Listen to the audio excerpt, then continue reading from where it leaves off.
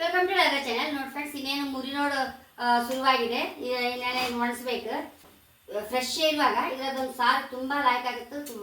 ತುಂಬ ಅಂದರೆ ತುಂಬ ರುಚಿ ಇರುತ್ತೆ. ಅದಕ್ಕೆ ಒಣಗಿದ ಮೇಲೆ ಸಹ ಆ ಟೇಸ್ಟೇ ಬೇರೆ, ಈ ಫ್ರೆಶ್ ಹಣ್ಣಿನ ಪರಿಮಳವೇ ಬೇರೆ. ಹಾಗೆ ಒಂದು ಸಾರು ಮಾಡಿ ತೋರಿಸ್ತೇನೆ ನಾನು. ನೋಡಿ, ನಮ್ಮ ಲಕ್ಷ್ಮಿ ಅಂತ ಎಲ್ಲ ಕರೆಕ್ಟ್ ಮಾಡ್ತಾ ಇದ್ದಾಳೆ ಅದನ್ನು. ಇವತ್ತು ನಂಗೆ ತಿರುಗಾಟ ಇಟ್ಟಿದೆ, ನಾನು ಕೂಕೊಂತೆ ಅವಳೊಟ್ಟಿಗೆ.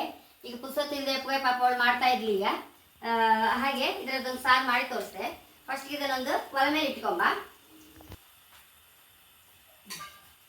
ತುಂಬ ಅಂದರೆ ತುಂಬ ಉಳಿರುತ್ತೆ, ಹೆಚ್ಚೇನು ಬೇಕಾದಿಲ್ಲ.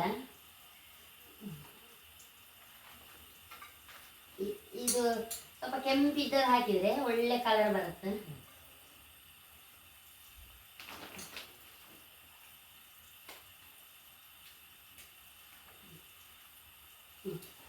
ನೀರು ಹಾಕೊಂಬ, ಒಂಚೂರು ಬೆಲ್ಲ ಹಾಕೊಂಬ. ಇದಕ್ಕೆಲ್ಲ ಸ್ವಲ್ಪ ಸಿಹಿ ಇದ್ದರೆ ಎಲ್ಲ ಹಾಕಿದ್ದು, ಹುಳಿಸಿದ್ರೆ ತುಂಬ ರುಚಿ ಇರುತ್ತೆ. ನೋಡಿ, ಬೆಲ್ಲ, ಉಪ್ಪು, ಅರಿಶಿನ, ಒಂಚೂರು ಹಿಂಗೆ ಈಗಲೇ ಮಿಕ್ಸ್ ಮಾಡ್ಕೊಂಡ್ಬಿಡ್ತೇವೆ. ಇದಕ್ಕೆ ಡ್ರೈ ಪೌಡರ್ ಆದರೆ ಒಗ್ಗರಣೆಗೆ ಹಾಕ್ಬೋದು. ಹಾಗೆ ನೋಡಿ, ಕುದಿ ಬಂದರೆ ಸಾರು ರೆಡಿ ನಮ್ಮದು. ಒಂದು ಸ್ವಲ್ಪ ಹಾಕೊಂಡ್ಬಿಡುವ.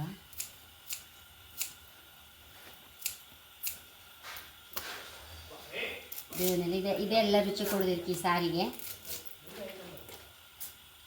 ಯಾವಾಗಲೂ ಈ ಸಾರು ಮಾಡಿದ್ದಾರೆ ಹುಣಸೆ, ಯಾವ ಸಾರಿಗಾದರೂ ಈ ಮುರಿನೋಡೆ, ಯಾವ ಅಡುಗೆಗಾದ್ರೂ ಮುರಿನೋಡೆ ಯೂಸ್ ಮಾಡಬೇಕು. ನಮಗೆ BP ಬರೋದಿಲ್ಲ. ಎಷ್ಟೋ ಕಾಯಿಲೆ ದಿವ್ಯ ಔಷಧಿ ಅದು. ಹುಣಸೆ ಹುಳಿ ದಿವಸ ತಿನ್ನಲೇಬಾರ್ದಂತೆ ಡಾಕ್ಟ್ರ್ ಹೇಳ್ತಾರೆ. ಆಯುರ್ವೇದಿಕ್ ಡಾಕ್ಟ್ರ್ ಯಾವಾಗಲೂ ನಾವು ಹುಳಿ ಬದಲಿಗೆ ಬೇರೆ ಎಂತ ಇತ್ತು ಅದನ್ನೇ ಆಯಾ ಕಾಲದಲ್ಲಿ ಯಾವ ಸಿಕ್ಕುತ್ತೋ ಅದೇ ಹುಳಿ ಹಾಕಬೇಕಂತೆ. ನೋಡಿ, ನಾನಂತೂ ಅಡುಗೆಗೆ ದಿನಾ ಮುರಿನೋಡೆ ಹಾಕೋದು, ಹುಣಸೆ ಹುಳಿ ಯೂಸೇ ಮಾಡೋದಿಲ್ಲ. ಅಡುಗೆ ಭಟ್ರು ಬರುವಾಗ ಮಾತ್ರ ಹುಣಸೆ ಹುಳಿ ತರಿಸೋದು ನಾನು. ನೋಡಿ, ಸಾರು ಕೊದಿ ಬಂತಲ್ಲ, ಕೆಳಗೆ ಇಟ್ಕೊಂಬ. ಒಗ್ಗರಣೆ ಹಾಕೊಂಬ, ಒಂಚೂರು ತುಪ್ಪ, ನೋಡಿ ವರ್ಜಿನ್ ಕೊಕೊನಟ್ ಆಯಿಲ್ ಹಾಕಂತ ಇದ್ದೆ ಒಂಚೂರು.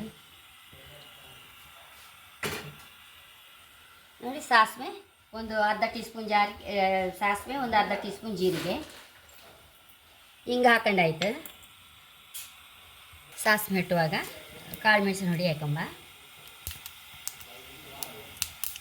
ಖಾರಕ್ಕಿದೆ, ಹಸಿಮೆಣಸು ಎಲ್ಲ ಬೇಕಂತ ಇಲ್ಲ, ಇದೇ ಖಾರ ಒಳ್ಳೇದಾಯ್ತು ನಮಗೆ.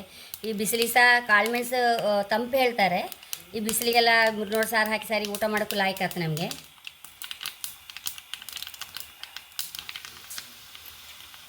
ಒಂದೂವರೆ ಚಮಚ ಹಾಕಿದೆ. ಖಾರಕ್ಕೆ ಎಷ್ಟು ಬೇಕು ಅಷ್ಟು ಹಾಕ್ಕೊಳ್ಬೋದು. ಹಾಕೊಂಡು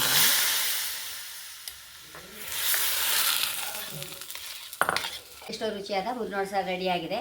ನಮ್ಗೆ ಆರೋಗ್ಯಕ್ಕೂ ಒಳ್ಳೆಯದು, ಬಾಯಿಗೆ ಸಹ ರುಚಿ, ಹುಳಿ ಸಿಹಿಯಾಗಿ. ಈ ಬೇಸಿಗೆಗೆಲ್ಲ ಸರಿ ಹಾಕೊಂಡು ಒಂದೊಂದು ಬಟ್ಲು ಕುಡಿಬೋದು, ಅಷ್ಟು ರುಚಿ ಆಗುತ್ತೆ ಈ ಸಾರು. ಹಾಗೆ ಚಾನಲ್ ಇಷ್ಟ ಆದರೆ ಸಬ್ಸ್ಕ್ರೈಬ್ ಮಾಡಿ, ಲೈಕ್ ಮಾಡಿ, ಕಾಮೆಂಟ್ ಮಾಡೋದಂತೂ ಮರೆಯಬೇಡಿ. Thank you.